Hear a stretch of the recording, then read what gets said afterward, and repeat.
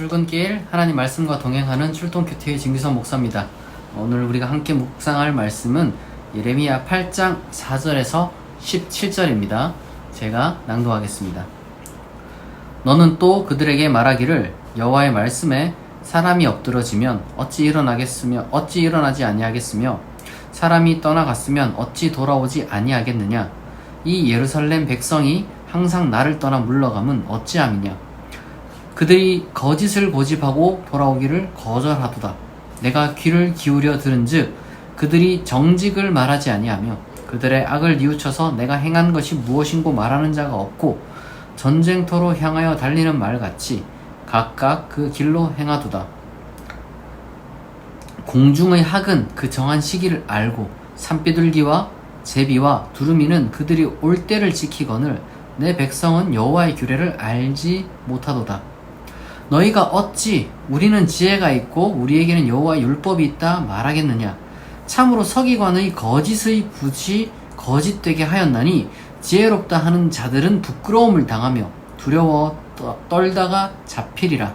보라, 그들이 여호와의 말을 버렸으니 그들에게 무슨 지혜가 있으랴. 그러므로 내가 그들의 아내를 타인에게 주겠고 그들의 밭을 그 차지할 자들에게 주리니 그들은 가장 작은 자로부터 큰 자까지 다 욕심내며 선지자로부터 제사장까지 다 거짓을 행함이라. 그들이 내 딸 백성의 상처를 가볍게 여기면서 말하기를 평강하다 하나 평강이 없도다. 그들이 가증한 일을 행할 때 부끄러워하였느냐? 아니라 조금도 부끄러워하지 않았을 뿐 아니라 얼굴도 붉어지지 아니하였느니라. 그러므로 그들이 엎드러질 자와 함께 엎드러질 것이라. 내가 그들을 벌할 때 그들이 거꾸러지리라. 여호와의 말씀이니라. 내가 그들을 진멸하리니 포도나무에 포도가 없을 것이며 무화과 나무에 무화과가 없을 것이며 그 잎사귀가 마를 것이라. 내가 그들에게 준 것이 없어지리라 하셨나니 우리가 어찌 가만히 앉았으랴. 모일지어다. 우리가 견고한 성읍들로 들어가서 거기서 멸망하자. 우리가 여호와께 범죄하였으므로 우리 하나님 여호와께서 우리를 멸하시며 우리에게 독한 물을 마시게 하심이니라. 우리가 평강을 바라나 좋은 것이 없으며 고침을 입을 때를 바라나 놀라운 뿐이로다. 그 말의 부르짖음이 단에서부터 들리고 그 준마들이 우는 소리에 온 땅이 진동하며 그들이 이르러 이 땅과 그 소유와 성읍과 그 중의 주민을 삼켰도다. 여호와의 말씀이니라. 내가 술법으로도 제어할 수 없는 뱀과 독사를 너희 가운데 보내리니 그것들이 너희를 물리라 하시도다. 아멘. 오늘 말씀은 또 이제 굉장히 강렬한 하나님의 어떤 그 심판의 말씀이 이제 선포되는 그러한 내용입니다.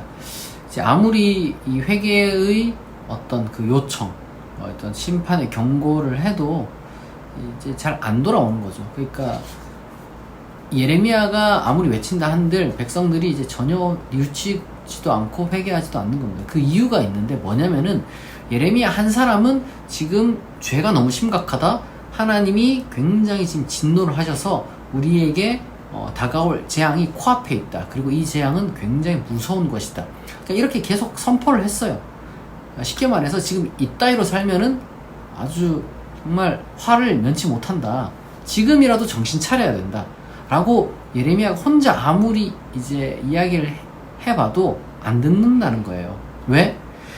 만약에 이 백성 가운데 예레미야가 유일한 하나님의 선지자였다면 그래도 뭐 들었을지 모르겠습니다. 예레미야가 대제사장이면서도 뭐 유일한 뭐 예언자면서도 뭐 그랬다면 그래도 백성들이 들었을 것 같아요. 왜냐하면 그래도 유일한 어떤 그런 대제사장이나 아니면은 뭐 서기관은 이제 글을 아는 엘리트잖아요. 엘리트. 그 당시 때 글을 아는 사람들이 뭐 별로 없었는데 예언자들 중에서도 글을 모르는 사람들이 있었단 말이에요. 그러니까 이 소위 말해서 학식이 있고 그 다음에 어떤 그 정통 어떤 그 권력이 있고 제사장은 그 바벨론 포로 이전까지는 이게 하나의 일종의 세습이었단 말이에요. 물론 이제 북이스라엘과 어떤 그 남유다가 딱 나뉘면서 이 약간 그게 좀 꼬이긴 했지만 그럼에도 불구하고 이 정통성 있는 어떤 그 집안이 이제 선택받은 그 가문, 레위 가문이 그렇게 이제 해오는 거란 말이죠. 그러니까 이제 어떤 그 유서 깊은 집안의 권력 집안, 아주 대대로 이제 권력을 가진 권력 집안과 그 다음에 이제 엘리트 계층이 힘을 합쳐가지고 뭘 얘기를 하냐면은 예레미야의 말을 정면으로 부정하는 겁니다. 뭐라고 부정하느냐? 평강하다, 평강하다. 문제 없다는 거예요, 지금 살아가는 게. 너무 오버하지 말라는 거죠. 예레미야를 향해서 두 가지를 이제 그러니까 아마 반박을 했던 겁니다. 지금 우리가 짓는 것은 잘못이 아니다. 우리가 하는 것은 뭐 죄가 아니라 그냥 뭐 할만한 것들이다. 이렇게 이야기를 했겠죠. 그리고 또 예레미야를 향해서 심판이 있다, 심판이 있다 이렇게 말하는 것을 정면으로 반박하고 심판 없다. 하나님 우리 사랑하시는데 하나님은 우리에게 평화를 주시는 분이다. 이렇게 이제 한 거죠. 여러분 예레미야를 끝부분으로 쭉 가다 보면요. 우리가 사실은 이제 예레미야를 그 긴 52개의 장을 다 묵상하진 못해요. 그러나 이제 끝까지 예레미야를 여러분 읽다 보면요. 이 예언자들끼리 서로 싸우거든요. 그 서로 싸우면서 예레미야가 겪는 수모가 어마어마합니다. 뭐 그렇잖아요. 재수 없는 거죠. 자꾸 막 망한다. 뭐 그런 얘기 하는 사람 싫어하잖아요. 잘 된다. 이렇게 말하는 사람 좋아하지. 저도 이제 교회가 축복 누린 교회인데 우리가 이제 축복을 빌고 축복을 우리가 이제 누리고 이게 정말 뭐랄까 우리의 목표고 굉장히 본질적인 겁니다. 사람이 여러분 뭐 하나님 앞에서 소위 말해서 하나님 우리를 고문하려고 만든 게 아니란 말이에요. 하나님 우리를 복 주시려고 우리를 만들었는데 문제는 우리가 잘못 가면 안 되잖아요. 그럼 그렇지 않습니까? 천하에 극악무도한 사람도 똑같이 행복하면 안 되잖아요. 그 극악무도함을 뉘우치고 똑바로 사는 사람이 여러분 복을 받아야 그게 제대로 된 세상 아닙니까? 이건 여러분 막 복잡한 내용이 아니에요. 너무 상식적인 거예요. 선한 사람이 여러분 잘 돼야 되는 겁니다. 나쁜 사람은 여러분 벌을 받아야 되는 거고. 물론 이걸 또 무슨 복잡하게 들어가가지고 뭐 선이 뭐냐 악이 뭐냐 뭐 복은 뭐냐 뭐 이런 식으로 막 일을 좀 복잡하게 만드는 그런 사람들인데 그 필요한 내용이긴 합니다. 왜냐하면 사회가 점점 복잡해질수록 어떤 그 세부적인 내용에서는 그렇게 좀 잘 따져봐야 되는 게 맞지만 여러분요. 근데 거시적인 차원에서는 이거는 변하지 않는 원리인 거예요. 어쨌거나 그걸 왜 따집니까? 결국에는 선하다는 어떤 선하게 우리가 판단되는 사람을 좀 더 이제 잘 되기를 바라고 나쁘다고 생각되는 사람들이 적어도 잘못에 대한 어떤 그 대가를 치르고 또 우리는 궁극적으로 이제 선하게 되기를 바라죠. 그 사람도 그러니까 복되기를 바라는데 그냥 자동적으로 복되는 게 아니라 선하게 된 다음에 복을 받아야지 그게 맞죠. 근데 중요한 것은 이 과정을 다 생각해 버리는 거예요. 그러니까 거짓의 붓이란 거짓의 붓. 여러분 이게 우리 주변에 목사가 많고 승려도 많고 뭐 신부도 많고 그리고 뭐 똑똑한 사람은 더 많고 어마어마합니다. 이게 종교인도 많고 뭐 종교인뿐만 아니라 이제 사회 엘리트들이 많아졌어요. 그 당시 때는 뭐 종교와 이제 엘리트가 이제 거의 연결되어 있었지만 지금은 좀 분리된 상태에서 엘리트들이 대단히 많죠. 그러니까 우리가 많은 사람들이 교회에서는 이제 목사님의 말씀을 많이 듣고요. 그리고 이제 교회 밖을 나서서는 엘리트들의 말을 많이 듣습니다. 뭐 저는 그 전문가들의 어떤 올바른 견해를 듣는 것은 되게 중요하다고 생각하는데요. 근데 여러분 왜곡되는 어떤 그 내용이 분명히 있습니다. 그게 뭐냐? 하나님의 그 지혜를 무시하는 거예요. 하나님의 지혜를 무시한 거는요, 디테일한 내용들이 다 뭐 성경에 있진 않죠. 뭐 성경에 여러분 병 고치는 어떤 무슨 의학 지식이 있는 것도 아니고 현대 사회 통용되는 법률 지식이 있는 것도 아니고 그리고 요즘 같은 무슨 IT 시대, AI 시대 뭐 이런 거랑 관련되어 있는 지식은 하나도 없죠. 그런데 이 인류 전체를 관통하는 진리는 명확하게 성경에 나온단 말이에요. 근데 이거와 정면으로 반박되는 그런 주장들은 여러분 거짓의 붓이라는 거예요. 거짓의 붓. 그러니까 이 사람이 참된 말을 하느냐 아니면 거짓말을 하느냐 그걸 구별을 어떻게 하느냐. 지금 이 이야기 선하게 사는 자에게 하나님께서 정말 복을 주시고 악하게 사는 어떤 그 사람과 사회에는 하나님이 벌을 내리신다는 거. 어떤 형태로든지. 그리고 그것은 결코 가볍지 않다는 거. 그러면 하나님이 벌을 내리신다는 것이 무슨 천재지변이라든지 아니면은 지금 여기 예레미야가 생각하는 것처럼 어떤 그 전쟁 패배라든지 이런 식으로 단순하게 생각하는 것은 큰 오산입니다. 어떤 형태로 찾아올지 몰라요. 중요한 것은 우리가 죄를 짓고 악을 행하면은 그것을 고스란히 우리가 다 감당해야 된다는 거예요. 개인이든 집단이든. 그러니까 우리는 두려워할 수밖에 없는 거예요. 예레미야 보세요. 예레미야는요, 적어도 이것을 외친 제대로 된 예언자란 말이에요. 참된 예언자란 말이에요. 근데 이스라엘 민족이 망할 때 같이 사실 먼저 뭐 죽었죠. 우리가 예레미야를 보게 되면은 예레미야가 52장까지 나오지 않아요. 바벨론의 그 느부갓네살이 와서 이 완전 들어가가지고 막 이게 정말 잔인하게 이게 신체에 그냥 이렇게 고리를 끌어가지고 막 끌고 가는 그런 장면이 나오는데, 근데 이제 그러한 잔인한 일을 겪기 전에 이미 이제 뭐 예레미야는 벌써 뭐 죽었습니다. 암시가 되어 죽었다는 식으로 바룩이 이제 뒷이야기를 맞아 쓴다는 그런 어떤 레파토리가 이제 딱 이어집니다. 중요한 건 뭐냐면은 지금 이 소위 말해서 외치지 않으면은 안 되는 거예요.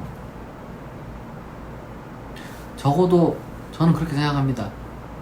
회개할 기회가 있었는데 회개하지 않은 것은 정말 너무 슬프고 이제 너무 비극적인 거죠. 그러다 보니까 결국에는 이사야 53장 같은 데 가서 고난받는 그런 하나님의 의인의 고난이 나오는 의인의 고난.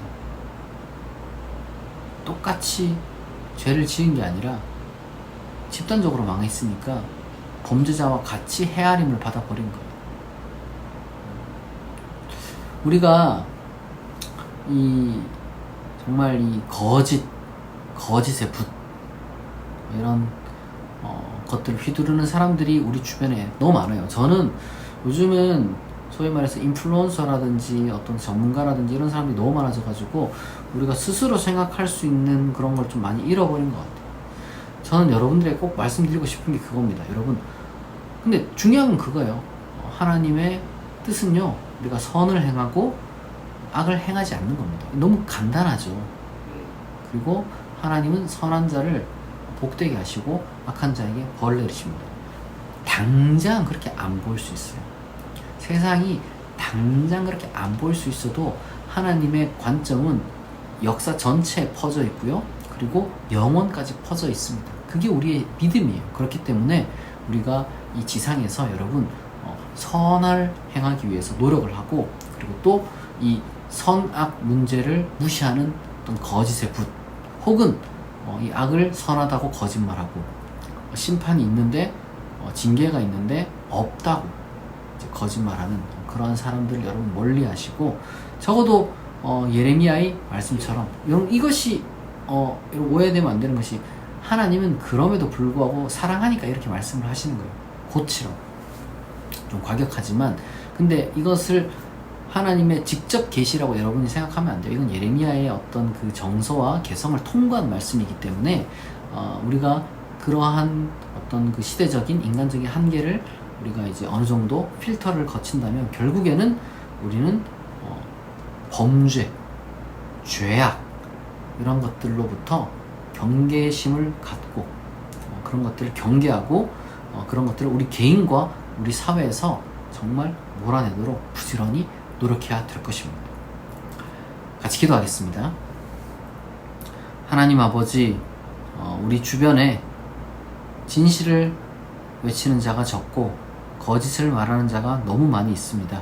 하나님의 진리를 우리가 꼭 붙들고 하나님께서 원하시는 뜻을 우리가 선을 붙들고 실천하며 살아가게 도와주시고, 그리고 또한 우리 개개인과 우리 사회에 녹아있는 악들을 향하여 우리가 그것들을 몰아내는, 그것들과 싸우는 참으로 용감한 하나님의 그리스도인들 되게 하옵소서. 감사드리며 예수님의 이름으로 기도합니다. 아멘. 여러분 오늘 주일인데요. 평안한 주일 되시기 바랍니다. 오늘 출동 큐티 여기서 마치겠습니다. 내일 아침 6시에 다시 만나겠습니다.